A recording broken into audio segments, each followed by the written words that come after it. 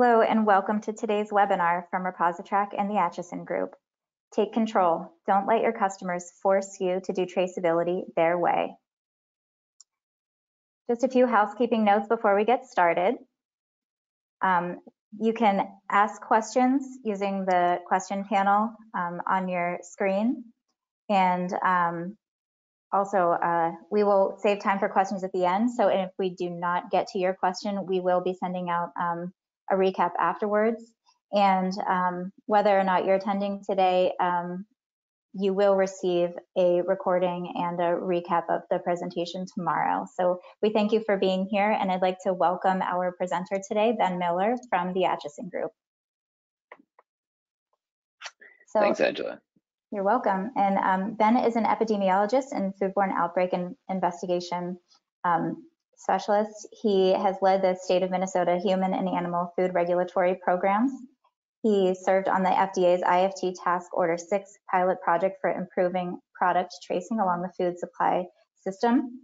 His PhD thesis is in the use of critical tracking events and key data elements to improve the traceability of food throughout the supply chain to reduce the burden of foodborne illness. And also, currently he's working closely with the industry to understand and implement the traceability rules. So we are in good hands today. And with that, I will hand it off to Ben. Thank you. Thanks again. Pleasure to be with everyone today. Thank you. Thanks for attending today's webinar. And my goal, hopefully you'll leave with a little bit better understanding in terms of both the traceability rule as it's written and what the compliance landscape looks like as we start to approach full compliance date of January of 2026, but also just provide some thoughts in terms of what are some of the immediate next steps you can take when you start thinking about compliance and starting to put together your traceability system. So I'm going to start with a little bit of an assumption that people are somewhat familiar with what the concepts are around critical tracking events and KDEs, key data elements, but we'll dig into that a little bit more. Today's webinar really focuses on the fact that the way that FDA has written this rule, there are a lot of entities within the supply chain where you might consider yourself as a customer. So that means that you have a receiving critical tracking event and a need to track key data elements at that receiving step in the process. And we'll dig into that a little bit here in a minute. But why are we concerned about that, or why does that make compliance potentially somewhat of a challenge with the rule? Well, probably not unsurprisingly, your suppliers and your customers are going to ask for data and information to be shared in a format that works best for them. And while the FDA traceability rule doesn't get into specifics in terms of a data standard, it does get specific about the type of data that needs to be collected and tracked in this form of key data elements. And we'll get into that in a second here. But when we think about just the volume of data that's likely involved in terms of the transactions that apply or that will fall under the traceability rule, we want to be thinking right now about how do I get my systems set up in order to accept and provide this data, accept it from my suppliers, provide it to my customers in a format that really works best for you at your point in the supply chain, so that you're not having to essentially reinvent the wheel or slow down or change operations if at all possible.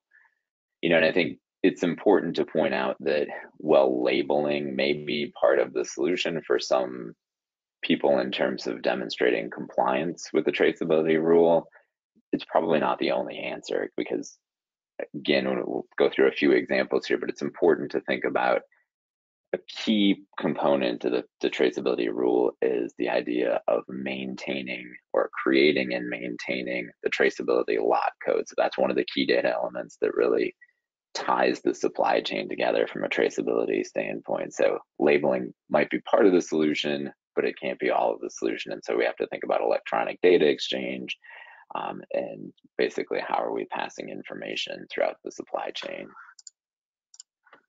So why are we talking about traceability? I think I always like to start these presentations with this slide because I think it really emphasizes the difference between traceability and recall. Conversations that I have on a regular basis with those in the food industry really center around recalls. And it's like, we're really good at recalling product. And that's true, we are, because recalls essentially look at data as products move forward in the supply chain. But it's different than traceback. When we think about a traceback investigation, we're thinking about what are the regulators trying to accomplish. That's really who this rule is written for, is to help get to the source of an outbreak more quickly. That's what traceability is about, at least if you're FDA or a state investigator or a public health official. So we have scenarios where we've got multiple people that might be sick, and we're really looking for the point of convergence in the supply chain. So you've got FDA or a state ag or health department trying to piece together essentially an outbreak. You've got multiple people that might have eaten at a restaurant or a particular location, and they're trying to figure out where did the products come from that potentially made them sick, and get back to a point of convergence in the supply chain. That might be a food manufacturer, that might be a farm somewhere, depending on what the issue is, but that is really the goal of traceability. It's a little bit different again than recall. So in a recall scenario, often we start with a known or suspected issue, and that might be confined to one lot of production or maybe several lots of production, depending on the root cause analysis that we've conducted. And we might cast a wider net to be precautionary. So we want to recall maybe more product than's ultimately affected because we're concerned that we might not have fully characterized the problem. So you can see kind of the purpose of doing both actions is different. When we think about traceback, data fidelity is really important. So the more accurate the data to try to get back in the supply chain, that's really what's important. So that's this concept of a traceability lot code and why the FSMA 204 rule is written the way it is. We want to maintain that traceability lot code throughout the supply chain. Speed is important in a recall. It's also important in a traceback investigation, but we're trying to remove potentially affected product from commerce. So we can be a little less accurate in terms of lot codes or data. We're going to go based on distribution, first in, first out, to try to capture a product that's more widely affected. Now, one of the outcomes of better traceability might be higher fidelity data that you're collecting because of traceability will allow you to have more targeted recalls. So that's, potential outcome that it's important to think about in terms of building these systems, and some potential ROI in terms of actually having a traceability lot code that moves through the supply chain. This graphic, I think, is useful, especially for this conversation. So this actually comes from a 2014 outbreak of salmonella that was traced back to imported frozen tuna. But this gives you a sense, at least in terms of what public health investigators do to try to find the source of an outbreak. So at the very top of this diagram, we have different restaurants highlighted in red. So if you're a public health investigator, you're going to start to say, okay, well, where did implicated product potentially come from? And based on epidemiologic information, you know that most of the people that got sick either ate fresh or frozen tuna. And so those investigators start to reconstruct the supply chain. So you can see at that next level in this particular diagram, we've got distributors and we've got suppliers, manufacturers, and so on throughout the supply chain. But what's important to note on the left-hand side of this diagram is that we have different CTEs, critical tracking events, happening at each point in the supply chain. So every time you see a shipping or receiving critical tracking event, that's an event where data is being exchanged or will be exchanged under the new traceability rule. And so at each one of those points in the supply chain, we have to capture key data elements that we're going to pass forward in the supply chain. So this is just a visual example of both what we're trying to accomplish in a traceback investigation and also that overlay of these critical tracking events. Another question that I get, and I've touched on this, is, aren't we already good at recalling products? Yeah, we are, definitely. And this diagram actually comes from GS1 and talks about the different kind of data standards that people can use in the supply chain to identify different levels of traceability. So SCC, like for pallet identification, GTIN information, and case level traceability is something that, you know, we have the technology for right now. We're good at capturing that in some instances, but it's important to remember that we're really designing the supply chain data to move forward, not typically backward. And that's really what we're doing in a traceback investigation, is trying to trace and track that product. I should say trace those products backward in the supply chain. So the goal of FSMA 204, the traceability rule, is really to ensure that there's more consistent collection of data to facilitate faster and more accurate traceback investigations. We all, I think, probably have a sense that there's a lot of complexity in terms of just data flow within the supply chain. So one of the challenges is just that data complexity. So some of the questions that we think are important to think about is, you know, can you generate your own shipping KDEs and create a formatted record that can be saved for 24 months? That's the record keeping requirement for the traceability rule, that can be easily retrieved on demand.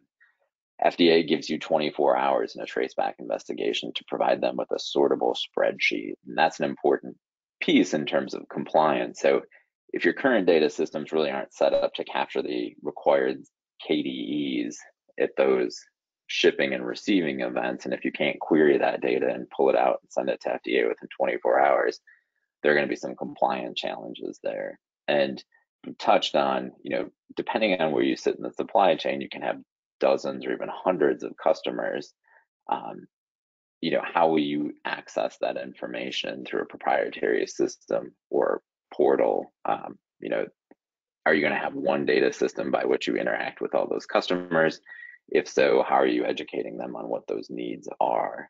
And, you know, I think we know that the food supply system, distribution system, is complex. You know, suppliers change on a regular basis, or who you might be receiving product from and who you might be sending product to. So are you designing a data system that can both, one, capture the required information and then pass it forward or receive it as needed? This is an example that actually comes from FDA, and it's just another illustration of just the different kind of KDEs that need to be captured. So this touches on imported mangoes, and I chose this one just because it's a little more complex than some of the ones that originally came out for FDA's example. So here we've got examples where mangoes are being harvested, and you've got all the key data elements that go with harvesting and cooling, and then we create the traceability lot code at the initial packing critical tracking event. And then we get shipping KDEs, and that's going to go to an importer who's going to have a receiving KDE, and that's going to have subsequent shipping KDEs, and then move on to distributors and ultimately to the retail food establishment. So what's not really shown here is, you know, that there are obviously probably many distributors that might be involved, and certainly many retail food establishments that would be involved in terms of data transfer for these key data elements. So, well, the supply chain in this example looks simple. It's important to just touch on the fact that there are going to be multiple shipping and receiving critical tracking events and exchange of key data elements in order to be compliant in this example. So what are some of the shipping and receiving KDEs? Well, they do match up nicely. So this is a table, and this comes from you know, the rule itself. So what are the actual key data elements that you're required to either capture and track throughout the supply chain? The first and probably the most important is the traceability lot code for the food. So if you have a food that's subject to the traceability rule, and we won't go into, you know, all the food traceable foods in this presentation, you can look those up, or you can just shoot us a question after the presentation if you've got a question if your food is an FTL food or not. But once a traceability lot code is created, that needs to be tracked throughout the supply chain. And that might actually have to happen at the case level in terms of distribution. And so you have to think about, what are my data mechanisms right now to be able to do that? So if I'm a food distributor, how am I going to track or keep track of case level transaction data throughout the supply chain? There's different approaches, and that's certainly one where, you know, after this presentation, if you've got questions, I know ReposiTrack takes a somewhat unique approach in being able to approach and track that traceability lot code, especially at the case level. So I'd encourage you to reach out to them questions there. And then you can see some of these other key data elements that flow from that. So where you've got a shipping critical tracking event, it tends to kind of mesh nicely with receiving critical tracking events in terms of the key data elements that you have to manage throughout the supply chain.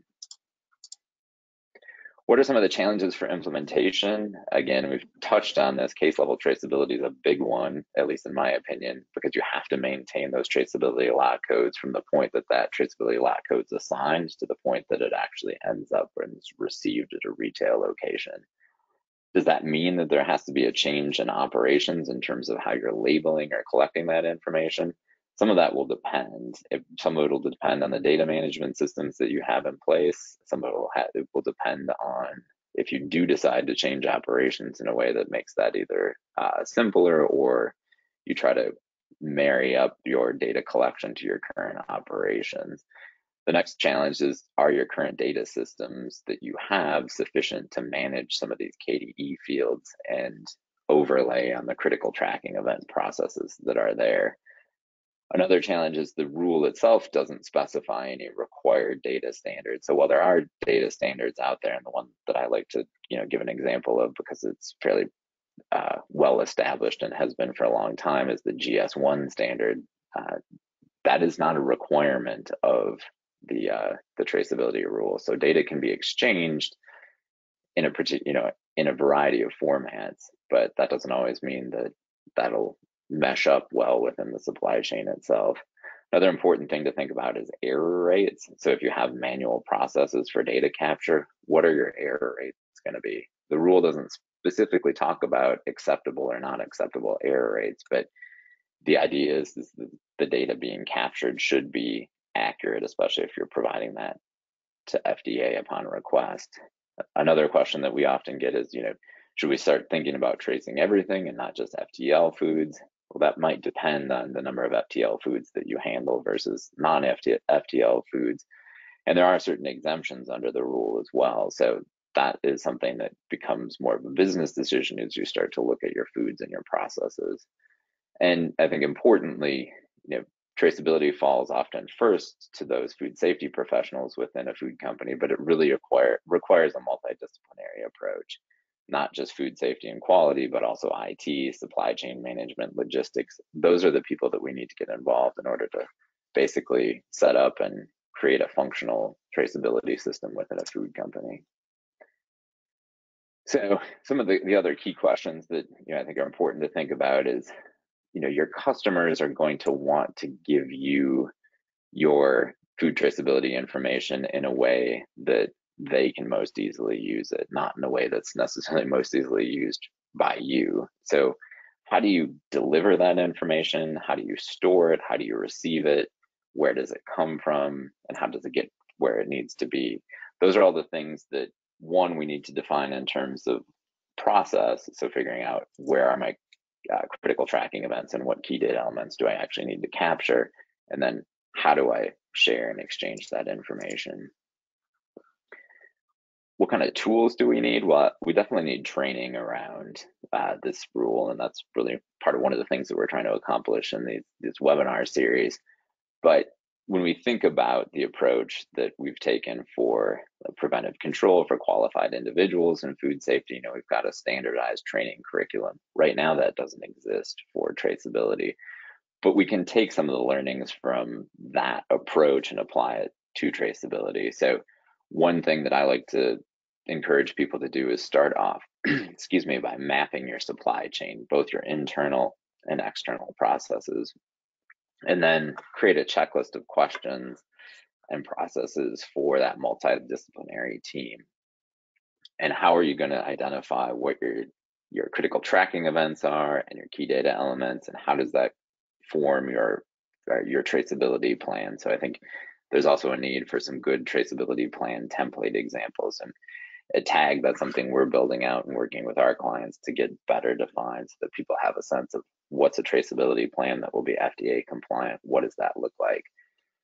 Perhaps most important to this discussion is education and outreach to your suppliers and customers. So it feels like compliance is a long way off in January 2026, but the reality is that the time that it's going to take to get there will likely be significant to identify all of the data that you need to collect and to define how you're going to transfer or receive that data.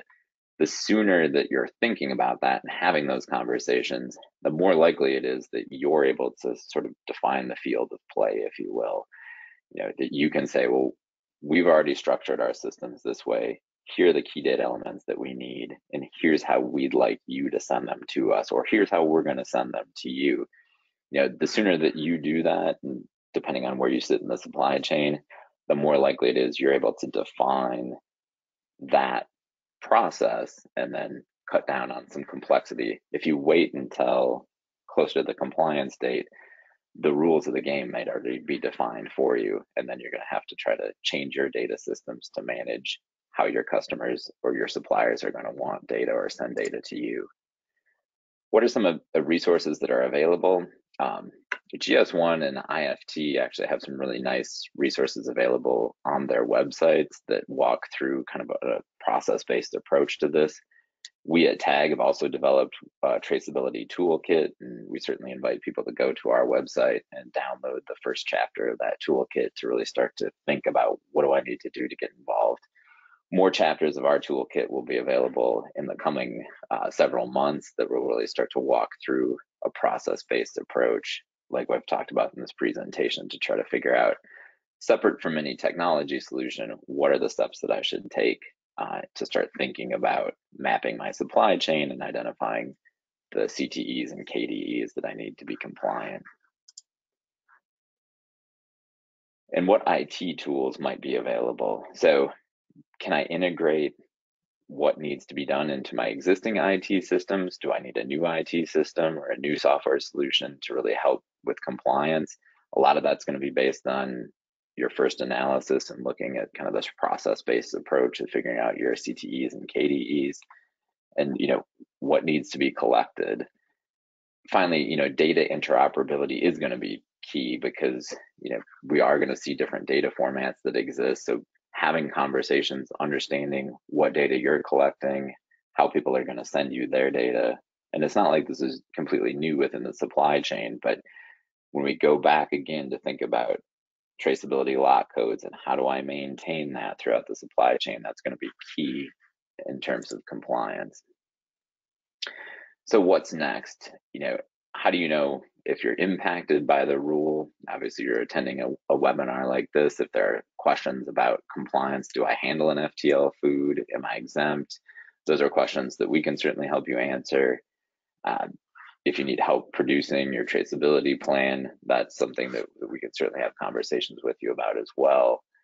And are other areas of your business aware that 204 is even a requirement and something that you need to be complying with? So have you had outreach with your legal, supply chain, and IT departments? Right? Building awareness within a company is really important in order to meet that January 20th, 26 deadline. So just as a brief option, for those attending, if there's interest or if you find value, we at TAG offer just an initial assessment of your CTEs and KDEs. It's a $500 flat fee Zoom call. I've handled a number of these. We have 3 or 4 people on our team that are trained to do these as well, or that have good knowledge of the rule. Something we can engage with you on a relatively short basis and just kind of get an initial snapshot in terms of what you need to be considering to be compliant with FSMA 204.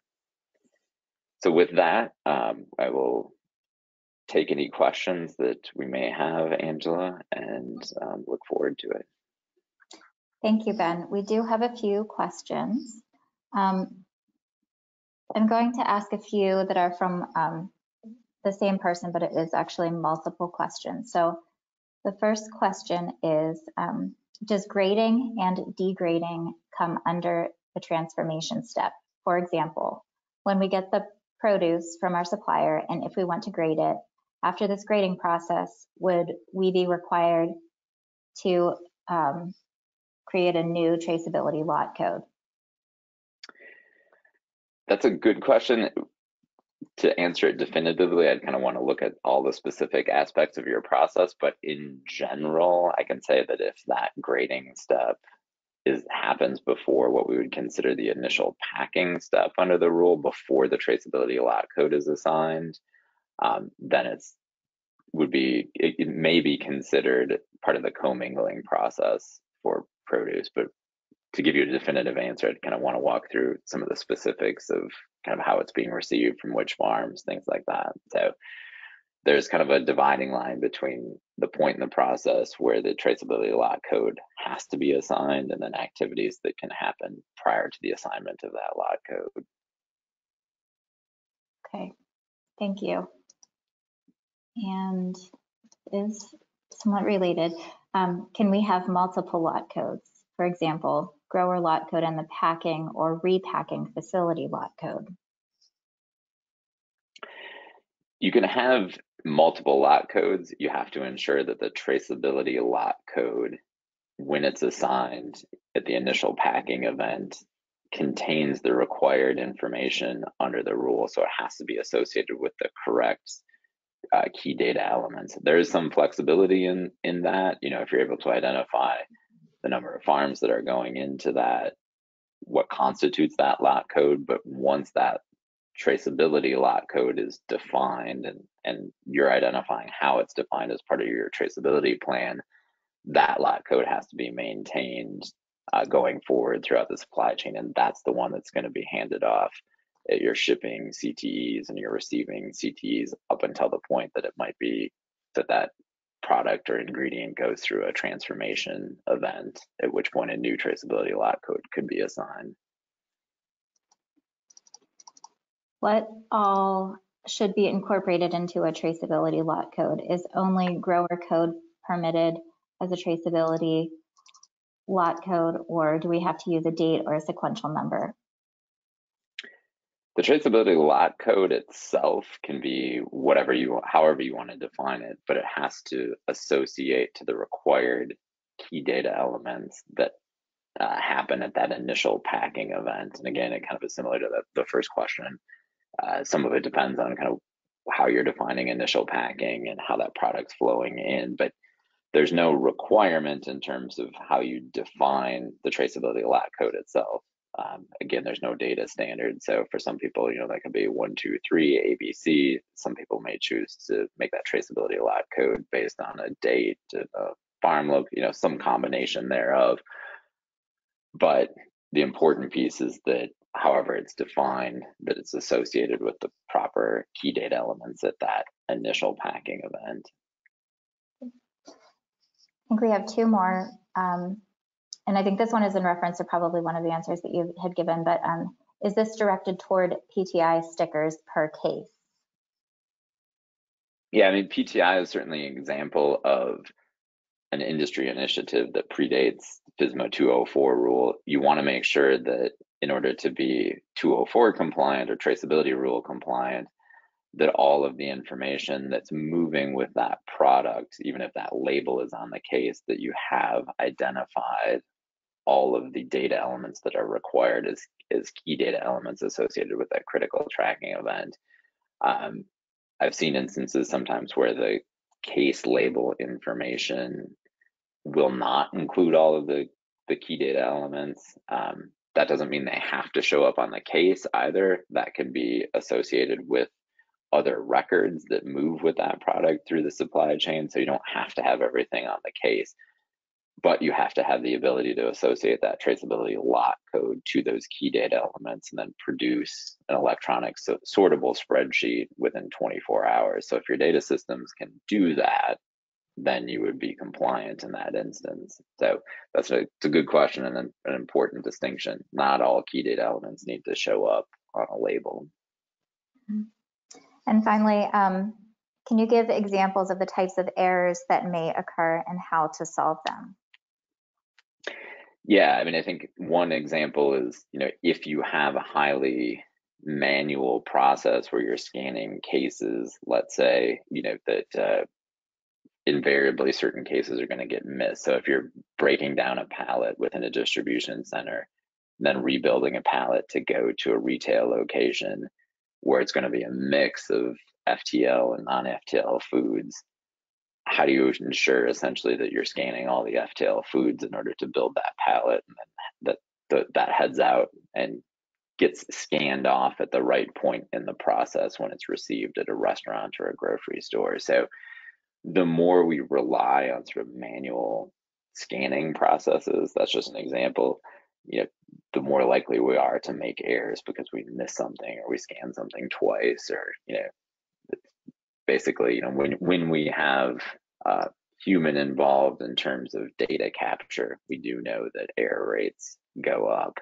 The more automated those kind of transactions can be, the lower the error rate overall. So in some instances, are there ways to share transactional data or only have one point of scanning in the process?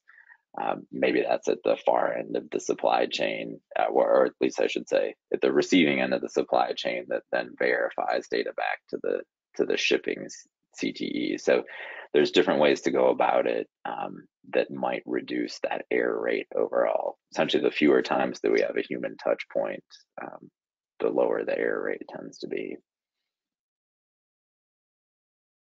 Thank you, Ben. So that concludes the list of questions that we've received from the audience, and it also concludes our webinar. I want to say thank you to everyone who's attended today. At the close of the webinar, there will be a quick survey. If we would appreciate it if you would give us some feedback there, and there's also a question included in that if you'd like us to contact you about scheduling a meeting with the Acheson Group and ReposiTrak. And the recording will be sent out within 24 hours. Thank you very much, and thank you, Ben. Thanks, Angela. Thanks all.